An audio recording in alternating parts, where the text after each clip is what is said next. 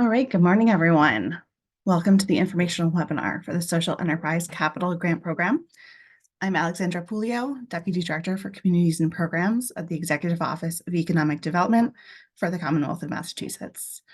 Appreciate you joining us for this webinar today. We are recording this, so please be aware. This is in webinar format, as you can see. So if you have questions as we proceed, please submit them through the Q&A feature. As much as possible, please keep them to things that will be relevant for the entire group. If you have a very specific question about your project or program, I encourage you to submit that via the EOHED grants email. If you have questions that you've submitted, we'll do our best to address them as time and relevancy allows. We'll also be aggregating the questions and posting them in an FAQ, which will be available on mass.gov on the Social Enterprise Capital page.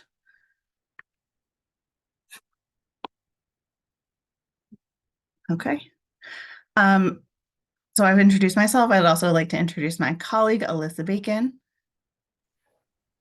Hi, I can't seem to turn on my camera, but I'm Alyssa. I'm the program manager for the Social Enterprise Capital Grant Program, and I'm happy to be here with you all. Thanks, Alyssa. All right. So we're going to get started. Welcome to this webinar. Our agenda for today is to talk about an overview of the Social Enterprise Capital Grant Program, the eligibility criteria, key elements and dates from the RFP, highlights from the application, and then we'll address Q&A in full.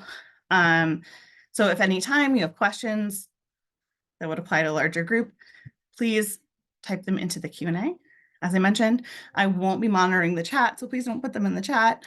And then if you have very specific questions, as I mentioned, you can submit them to eohtgrants@mass.gov.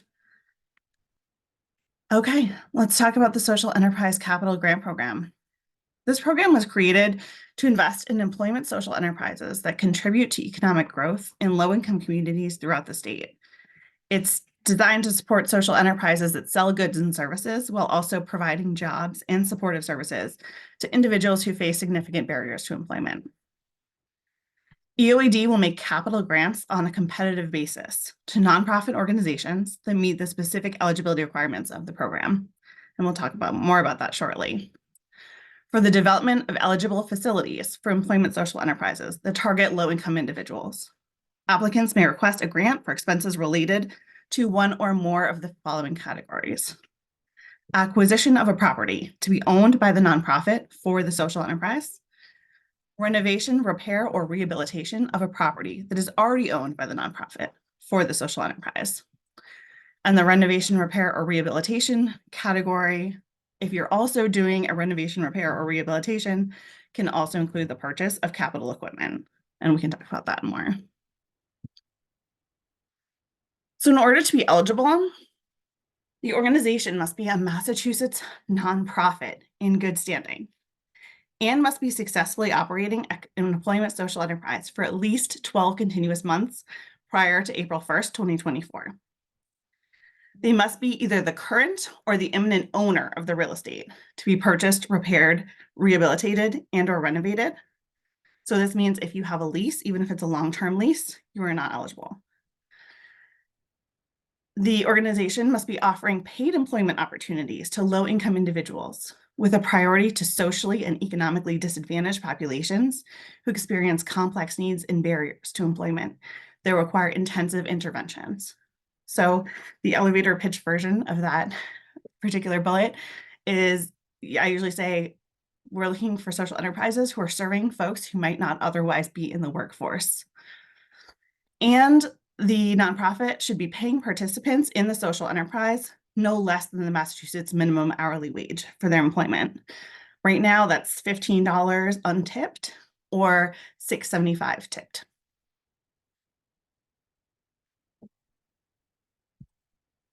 All right, so you must meet all of those requirements. It's not some of them, it's all of them. Okay, so the second part of this is that organizations must be currently providing all of the following services to participants, by which we mean employees, in the social enterprise, and plan to provide them to future participants as well. So that means outreach to targeted populations, on-the-job training and skill development, including worksite supervision and performance coaching. Comprehensive support services for at least 1 year, including but not limited to case management aimed at helping overcome barriers to employment. Assistance to obtain external employment. And job retention services, which include follow-up with beneficiaries, also known as employees, for at least 1 year, and employers to support job retention and advancement. So these are all the services that an eligible organization must be demonstrating that they provide to the employees in the social enterprise. So a question we get a lot is, how does EOED define a social enterprise? In the RFP, we define it as a discrete or embedded business venture operated by a mission-driven nonprofit organization with programming focused on hiring and assisting people who face barriers to employment. The organization must offer paid employment opportunities to low-income individuals in the social enterprise, with priority to socially and economically disadvantaged populations who experience complex needs and barriers to employment that require intensive intervention. So to help illustrate this example a little bit, I have some examples of fictitious organizations. A nonprofit could employ returning citizens, people who've recently been released from incarceration, in a catering business that teaches culinary job skills and certifications, while also providing job coaching, counseling, housing support, and case management, among other services. A nonprofit that employs people with developmental disabilities in a retail setting that teaches retail skills and management, while also providing supervision, case management, and support for independent living, among other services. So these are two different examples of the type of sort of services we're looking for in an eligible social enterprise. So you have the nonprofit component, you have the component of employing folks who might not otherwise be in the workforce, who have intensive needs, and you have those services that we talked about that are all required as part of the eligibility standard. Okay, let's talk about the RFP's key dates. This RFP opened on Wednesday, April 3rd. Today is Wednesday, April 10th. Here we are on the webinar. The webinar will be recorded and posted on mass.gov. The application deadline is Wednesday, April 24th at 11:59 p.m. So that's 1 minute before midnight. That's when the submittable application will close. You see an asterisk here. It's really important to note we will not be providing technical assistance after 4 p.m. on the day of the deadline. So I highly encourage you, if you're considering applying, to start working on that application and make sure that everything is working perfectly before 4 p.m. on April 24th. Submittable technical assistance will still be available, but it's not necessarily going to be in real time. So we wouldn't want you to miss out on submitting your application because of that. We expect to notify awardees and also applicants who are not awarded in June of 2024. And we expect that the contracts will begin in July of 2024. And those contracts will run through June 2025. This year, for fiscal year 2025, that's this coming year, we have $1 million. We expect there to be $1 million in funds available. The maximum grant award is $250,000. This is a slight change from previous years. So if you've applied in previous years or looked at the RFP, this is somewhat reduced. We do expect to make multiple awards, estimate about 4, but it will also depend on the strength and competitiveness of the applications we receive.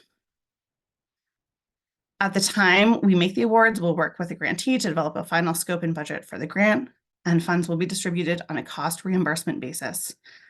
So we usually operate that on a quarterly reporting cycle, at which time grantees will provide all the documentation of the expenses incurred and will be reimbursed on a quarterly basis.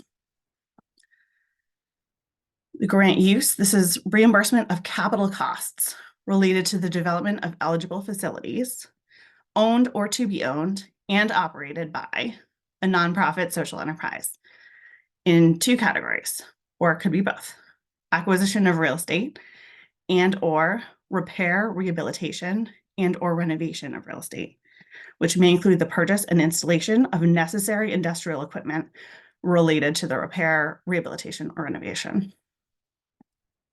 The grants will be awarded to support projects that can be completed between July 1st, 2024 and June 30th, 2025. So as you have seen in the RFP, if you've had the opportunity to take a look, we do have our review criteria posted there. Applications will be evaluated on a 110-point scale. And this is the breakdown of how those will be evaluated. Again, this is in the RFP, you can look it up.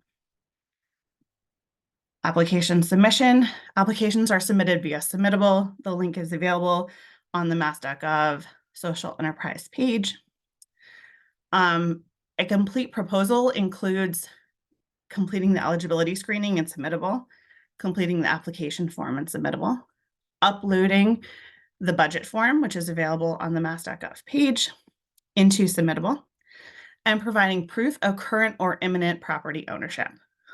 Please don't just upload like a Word document that says we'll provide it later. Your application will not be considered complete and you will not be eligible.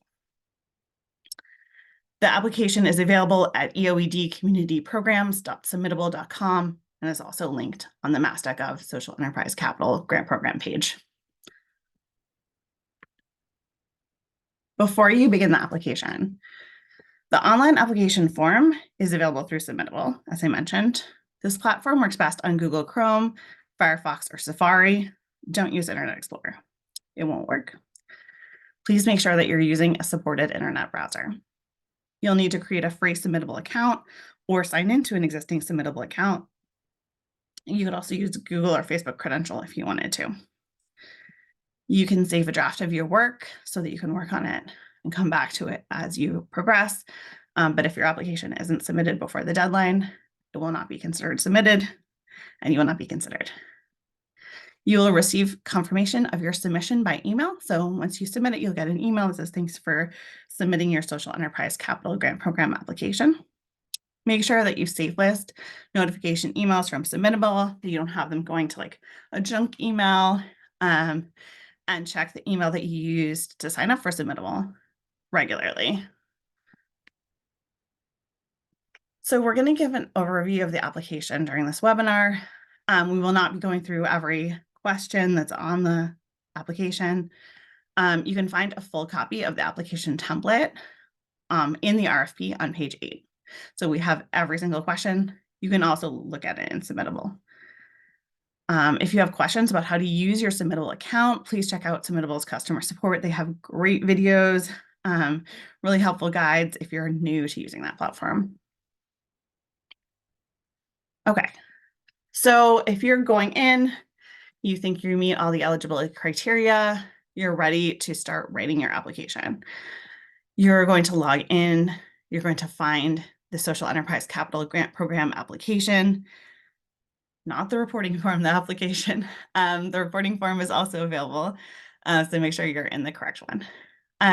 The first step will be in Submittable to complete the eligibility certification. So this is going to be answering questions to verify that your organization is an eligible grantee. If you are not eligible, you'll get a message at the end of this first page and it'll say, sorry, you're not eligible for this opportunity. If you answer all the questions and you are eligible, you'll be moved into the actual application form. So the first step here is to provide your EIN, that you're a Massachusetts nonprofit organization in good standing. The next step is to answer questions confirming that you're an employment social enterprise. Then we offer the definition again, and the organization has been operating continuously an employment social enterprise for at least 12 months as of April 1st.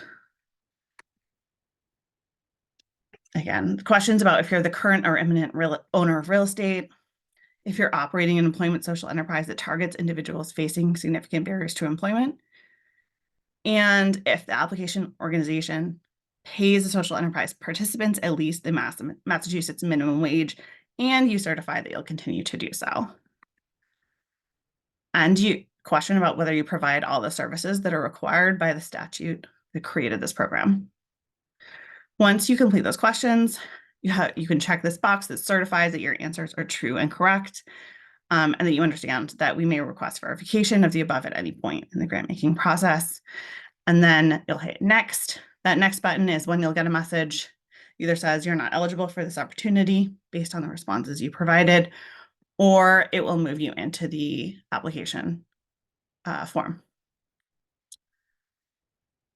It's really important to keep in mind that you should not share your login with anyone, even your most trusted colleagues in your organization. That's not just because it's a cybersecurity concern, although it certainly is that too. But having more than one person logged in to Submittable at the same time can create overlap problems. So you can have a situation where you might not be able to submit your application at all if there's two different versions open at the same time, or it might overwrite some of the information in one of the other open applications. So please, please, please don't share your login. Use this collaboration tool. Submittable has a great overview of how to use it if you go to submittable.com/help. But this is how, at the start of the application, you use this Manage Collaborators button. I have the green arrow pointing right here. And you will just invite the folks that you want to work on the application with you. Full disclosure, I can also see who's worked on the application with you. So just be aware that any folks who are working on that will also be listed as co-submitters. That's totally fine. You can have anyone you like help you with the application, but just keep in mind that it is also documented in the application who worked on it. So that's going to be a great first step if you're working on folks from your finance team, other folks in development, program leads, what have you. Those folks, invite them using the Manage Collaborators tool. Okay. This is a really important section where you upload proof of current ownership or evidence of imminent real estate acquisition. So if you have like a signed purchase and sales agreement, that would be great evidence of real estate acquisition. You're going to upload that documentation. Again, as I mentioned before, your application won't be complete without proof of your current ownership or evidence of imminent acquisition. And if you have a question about what type of documentation is acceptable, you can feel free to email us at eohtdgrants@mass.gov. But generally, things like if you already own the property, a deed, if you have a mortgage on the property, your mortgage information, are evidence of a purchase, so purchase and sales agreements, other types of written contracts relating to the purchase of a property. Okay, the application's budget form. So this is a separate Excel sheet. This is available on the mass.gov submittable or social enterprise capital page. You're going to go into Excel. You're going to complete this budget form. You're going to make sure in the applicant name section to put your organization's name. You're going to fill in all of the funds that the items that you're requesting funds for. You're going to provide information about other match sources that you have for funding, if you do, to give us a sense of the overall project budget. And then you're going to upload this form into Submittable. Match funds are not required, but they are given priority consideration. Okay, so once you complete that form, you're going to upload it into the Submittable application. And we do have a naming convention here. Number 3 says save and upload your budget table. So you're going to save the Excel sheet using this naming convention, which is your organization name underscore the project city underscore the grant request amount. So if I from EOBD were submitting an application, my project was in Boston and my request was $100,000, the title would be EOD underscore Boston underscore 100,000. Okay, great. And then last but not least, you're going to complete the certification of application submission authorization, which is saying that you're authorized by your organization to submit this. Everything is correct under pains and penalties of perjury, that will rely on this information making grant decisions, and that we may request follow-up relating to your application. Okay, so now we come to our anticipated frequently asked questions. Folks might ask, if an organization is a for-profit business that employs many people, can they apply for this program? No. Being a Massachusetts nonprofit organization is a core component of the eligibility criteria. You cannot be eligible if you're a for-profit. Folks have asked, if the nonprofit is under contract to purchase a piece of real estate for the social enterprise, can they apply for grant funds to renovate that property? Yes. So you can apply in the purchase category, you can apply in the renovation category, you can apply in under both. So in this case, we're talking about an organization purchasing a piece of real estate that they are planning to renovate. That's fine. You could apply in the renovation category. If you're looking to use some of the funds for the purchase and some of the funds for the renovation, you would apply under both. My organization doesn't directly employ people, but we do help local employers. For example, a small business support program. Are we eligible for this program? No. So an eligible employment social enterprise is directly employing the people who it's looking to serve, who otherwise might not be in the workforce. So there's a direct relationship between the nonprofit organization and the employees or the participants, depending on what you want to call them. In this case, the organization is not doing the employment, so they're not eligible. And last but not least, question we get a lot, my nonprofit leases our space. Can we request grant funds for renovations? No, unfortunately, in this situation, you would not be eligible. You need to either currently own the real estate to be renovated or be in the process of acquiring. We're saying imminent acquisition. So you already have an existing contract or agreement to purchase the real estate. So those are some super common questions that we get. I'm going to turn now to the Q&A. I see we have a fair amount of questions in there, and try to address those as best we can.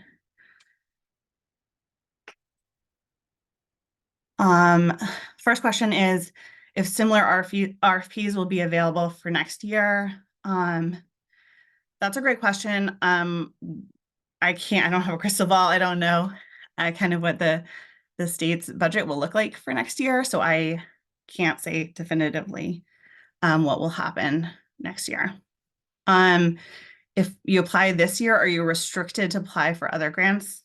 No, this doesn't restrict your ability to apply for other grants, at least on our end. It would depend, I guess, on the other grants you were applying for, if they had some kind of restriction on that. Okay.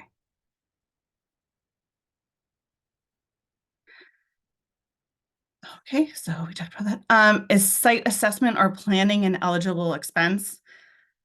I don't know. I would probably not. The categories are purchase or renovation. We would like to see something that can be imminently completed during the fiscal year of the contract. So unless there was construction that was able to be completed during fiscal year 25. That's unlikely. Um,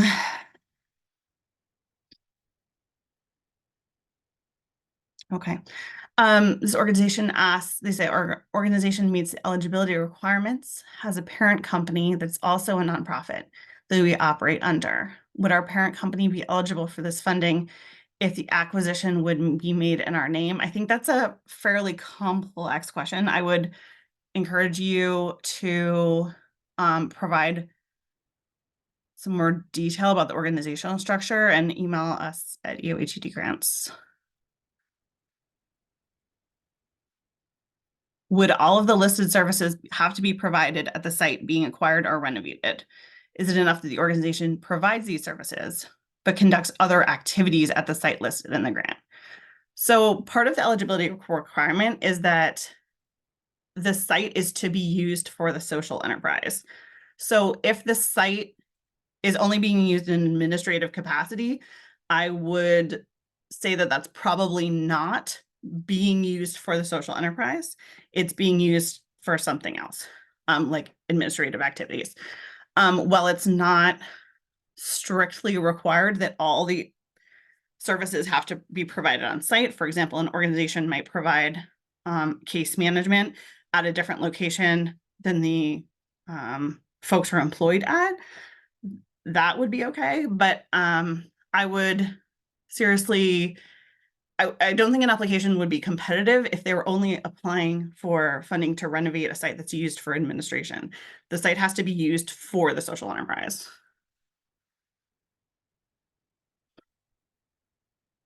Okay. This organization that says we're a church in the process of expanding. 98% of the church members are low income and cannot afford to finance the project. 100% of church members are minorities, I think. The church priests are serving without salary because we can't pay them. I don't think you would be an eligible social enterprise because you're not employing people to sell goods or services. But you can review the eligibility criteria. You also don't mention providing the services that are necessary to be provided to employees as part of a social enterprise, the case management and so on. I would review the RFP criteria.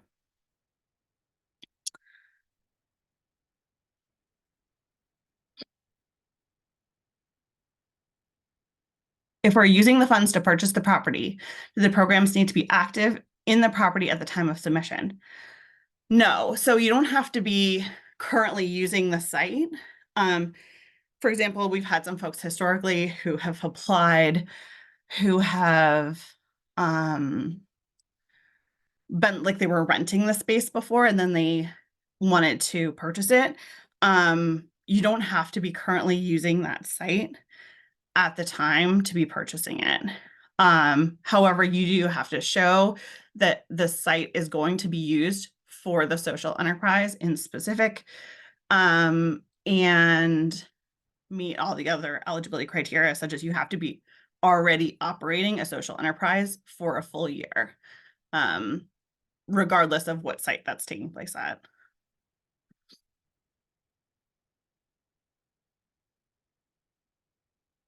Okay. A question about serving folks with developmental disabilities.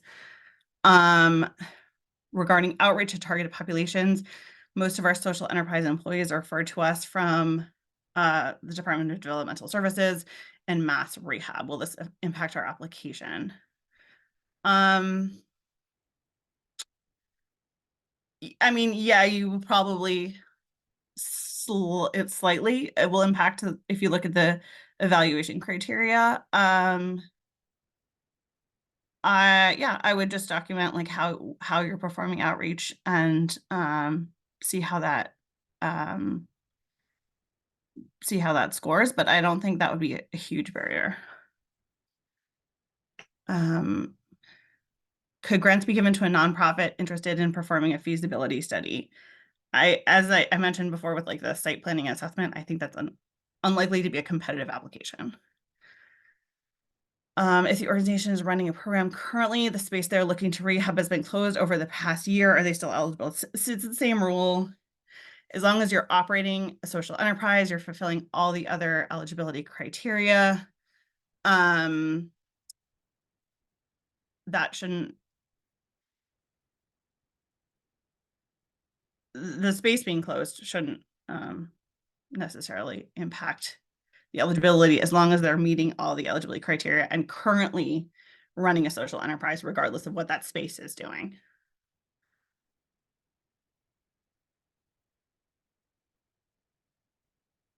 Does the existing social enterprise operating for the 12 continuous months prior to April 1st need to be the same social enterprise for the July 24 to June 25 project year? Yes, it has to be the same social enterprise.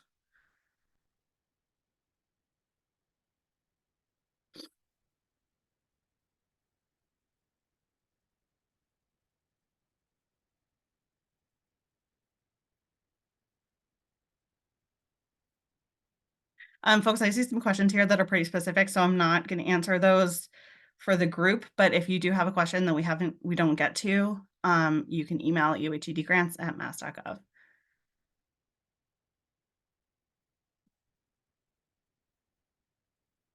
Okay, if a community asset is in the process of purchase through the city, and you're looking for capital improvements and covering the cost of stipends to hire local residents, would this be something that's applicable to this grant? So this is a capital grant. This grant does not cover any kind of operating costs, employment costs. This is specifically to be used for the purchase or renovation of real estate. So this would not cover any kind of stipends. It wouldn't cover any kind of like supplies or materials under $5,000. This is not that. I'm also trying to figure out, the other part of this question is, if the asset is in the process of purchase through the city, if the city is going to own the asset and not a nonprofit organization, it's already not going to be eligible. The nonprofit operating social enterprise has to also own the real estate.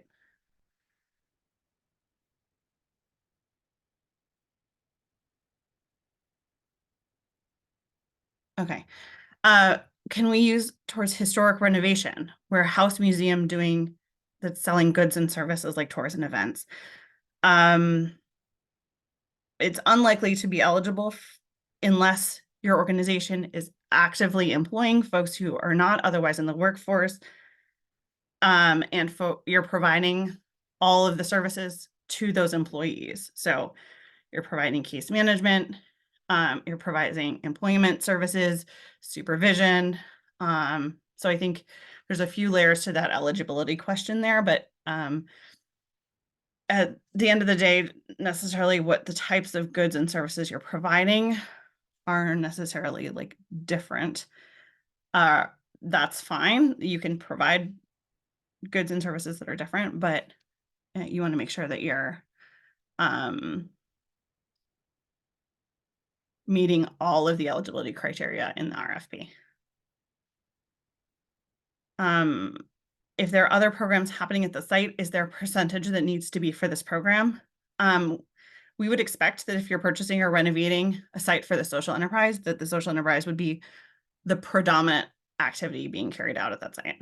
However, we have had folks in the past who have had a building that's being used for multiple things, and a portion of that was for the social enterprise, but I would say your application is probably not going to be competitive unless you can show a significant portion of the activities being carried out there are devoted to the social enterprise. Okay. All right, folks. So I know there's a few folks who we didn't get to. Feel free, or if you have very specific questions, feel free to submit that to the EOHTD grants email. Thank you so much for your time and for participating in this webinar. We're glad for your interest. As mentioned, you can visit the mass.gov page. We'll be uploading this recorded webinar, as well as the FAQ once those are complete. So thank you so much for your time today. We appreciate your interest. And we look forward to seeing your applications. Thanks so much.